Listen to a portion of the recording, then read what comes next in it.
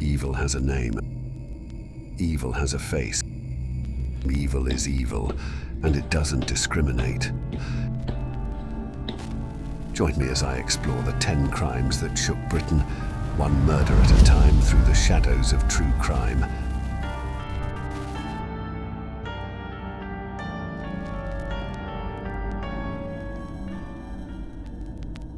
In 1960, Ian Brady and Myra Hindley etched their names as the sinister duo behind the chilling Moors murders. Their calculated, gruesome acts of luring, tormenting, and brutally killing 5 innocent children, aged between 10 and 17, shook the very fabric of England. Their victims, young and unsuspecting, met tragic fates on the desolate moors near Manchester, buried in a web of darkness spun by Brady and Hindley. Their reign of terror unfolded with the abduction and ruthless killings of 16-year-old Pauline Riad, 12-year-old John Kilbride, 12-year-old Keith Bennett, 10-year-old Leslie Ann Downey, and 17-year-old Edward Evans, leaving the nation reeling in shock and disbelief. The sinister nature of their crimes, the innocent lives lost, and the haunting legacy that followed their capture in 1965 continue to captivate and horrify generations. Even after the passing of Hindley in 2002 and Brady in 2017, the Moors murders remain a chilling testament to unspeakable evil, leaving an indelible mark on the families of the victims and the collective consciousness of a nation. In 1968, the Bible John case refers to a series of unsolved murders that occurred in Glasgow, Scotland. Between 1968 and 1969, 3 young women, Patricia Docker, Jemima MacDonald, and Helen Puttock, were murdered after nights out at the Barrowland Ballroom. All 3 victims were strangled, and their bodies were found in different locations. Witnesses described a man seen with the victims as polite, well-spoken, and claiming to be a religious individual. The unknown perpetrator was nicknamed Bible John due to his habit of quoting Bible verses to his victims. Despite extensive investigations and public appeals, the identity of Bible John remains a mystery. The case continues to intrigue and perplex investigators and remains one of Scotland's most infamous unsolved murder mysteries. In 1968, an 11-year-old girl named Mary Bell was given a life sentence for causing the deaths of 2 young boys. She choked the boys, aged 4 and 3, just for the excitement of killing them. However, she was not found guilty of murder because the court thought she wasn't entirely responsible for her actions. Mary's friend, Norma, aged 13, was let go without punishment. The judge said Mary was dangerous and could harm more children if not watched closely. The deaths of Martin Brown and Brian Howe in Scotswood, Newcastle, upset the neighbourhood. Norma said Mary hurt Brian, but she left when Mary didn't stop. During questioning, Mary tried to blame others and was sneaky. Doctors said she had a serious mental problem, but there wasn't a good place to help her. The judge was sad that there wasn't a suitable place to treat Mary's mental issues, despite how serious they were.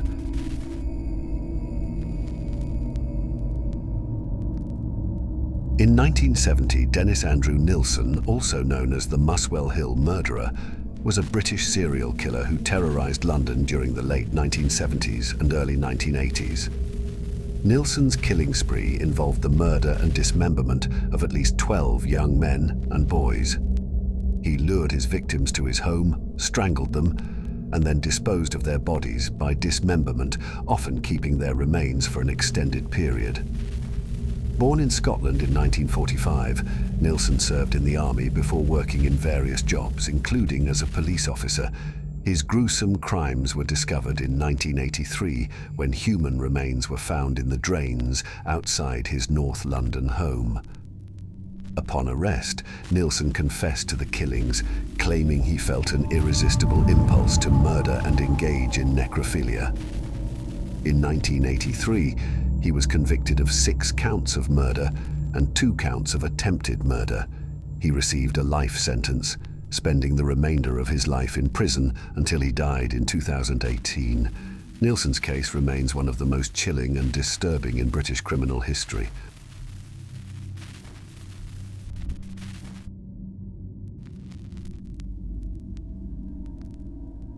In 1993, 2-year-old James Bulger was abducted and brutally murdered by two 10-year-old boys, Robert Thompson and John Venables, in Liverpool, UK.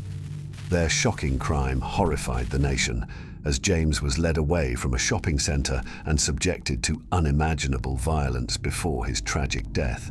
The CCTV footage of the boys leading James away sparked a massive search, but his body was found days later on a railway track. Thompson and Venables became the youngest convicted murderers in modern UK history, tried in an adult court and sentenced to detention.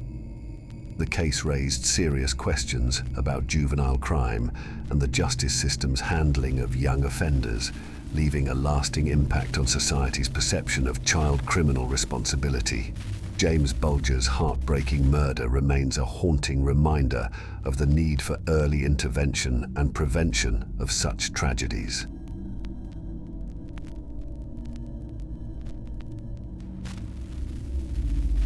In 1995, Fred and Rose West were convicted of numerous murders. The couple from Gloucester, England, became synonymous with horror due to their series of appalling crimes. Over years, the Wests committed unspeakable acts, including sexual assaults, torture and murders, often targeting young women. They buried some victims beneath their home, including their own children. Their crimes were unearthed in 1994 during an investigation into the disappearance of their daughter, Heather West. Police discovered multiple bodies buried in the house's garden and cellar, revealing the magnitude of their atrocities. Fred West took his own life in prison while awaiting trial in 1995. Rose West, however, faced justice, being convicted of numerous counts of murder that same year. She received a life sentence, marking an end to one of Britain's most horrifying criminal cases, with their story remaining a haunting reminder of human depravity and the devastating consequences of their actions.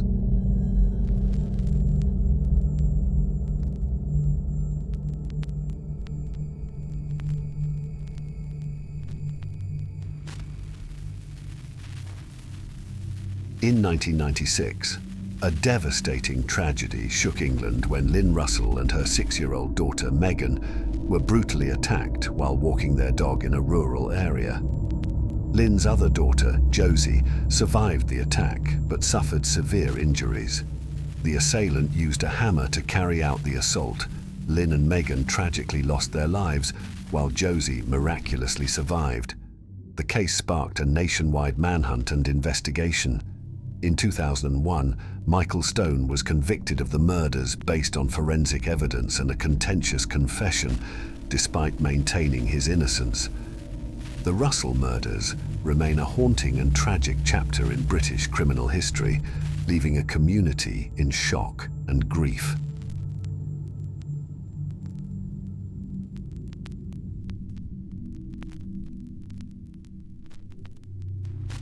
In 2000, Dr. Harold Shipman, a trusted family doctor in England, was convicted of being one of the most prolific serial killers in history. He was perceived as a respected and caring figure in his community.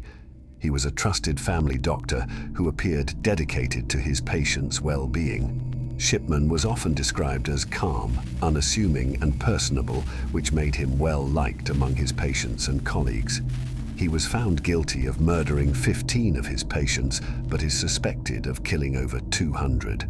Shipman's method was to administer lethal doses of drugs, mainly morphine, to predominantly elderly women. His arrest shocked the nation as he was thought to be caring for his patients. Shipman was sentenced to life in prison and later took his own life in 2004. The case led to major changes in medical procedures and increased vigilance in monitoring doctors' activities to prevent such tragedies from happening again.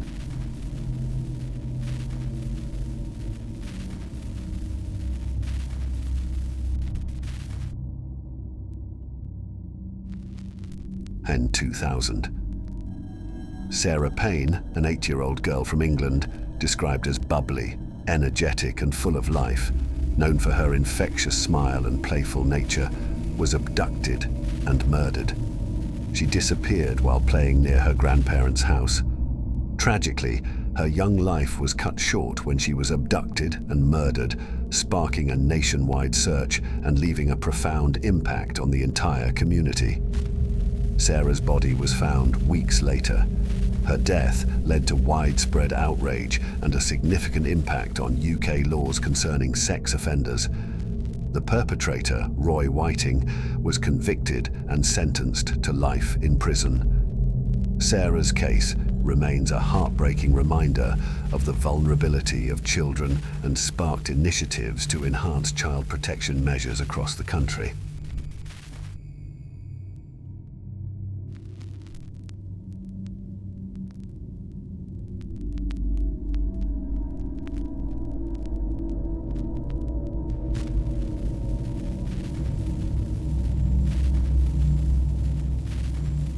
In 2012, Michael Philpott, along with his wife Marie and friend Paul Mosley in Derby, England, were found guilty of causing a house fire that resulted in the deaths of 6 of Philpott's children.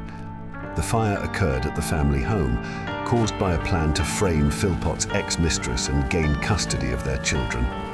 Philpott had a history of living on state benefits and fathering multiple children with different women.